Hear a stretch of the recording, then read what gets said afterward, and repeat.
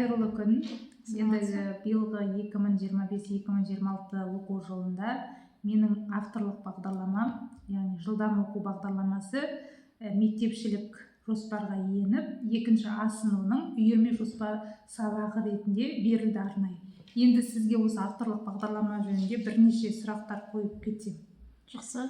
Енді бірінші сұрағым сізге осы авторлық бағдарламаны сабақ барысында, қолдану барысында оқушылардың білімі мен оқу мотивациясында қандай өзгешеліктер байқадыңыз?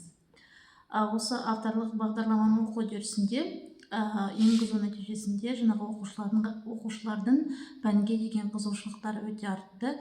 Авторлық бағдарламаны іске жүзу барысында оқушылардың әдебиеттік оқу деген пәніне қызығушылықтары артты.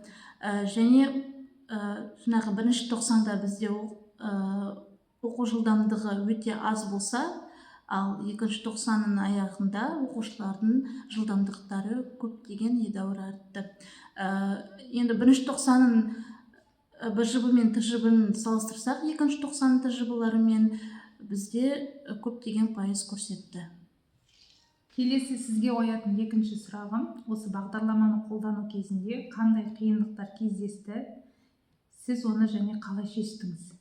Осы жылдам оқу авторлық бағдарламасы оқушыларға жаңағы қатты ұнағандықтан, оқушыларға жаңағы қиындық тұрған жоқ. Өйткені әр тапсырма әр жас ерекшеліктеріне сай болып табылды, және ол оқушылар қызықты ретінде орындады. Ал енді келесі үшінші сізге қояр сұрағым, осы авторлық бағдарлама мен оқу бағдарламасының айырмашылықтары қандай? Қандай осы авторлық бағдарлама бойынша қандай ұсыныс айтар едіңіз? Мысалы, бізде әдебиеттік оқу сабағында тек қана мәтін ғана беріледі ғой, ал жаңағы оқу бағдарламасы, жылдам оқу бағдарламасында бұл жерде мәтінді терең ашуға берілген тапсырмалар өте сай, және оның арасында да сергіту сәттері, жаңағы нейрогимнастика жаттығулары бар, балаларға өте қызықты. Яғни мынау оқу бағдарламасы, жылдам оқу бағдарламасына жаңағы үйірме ретінде кіргізуге болады.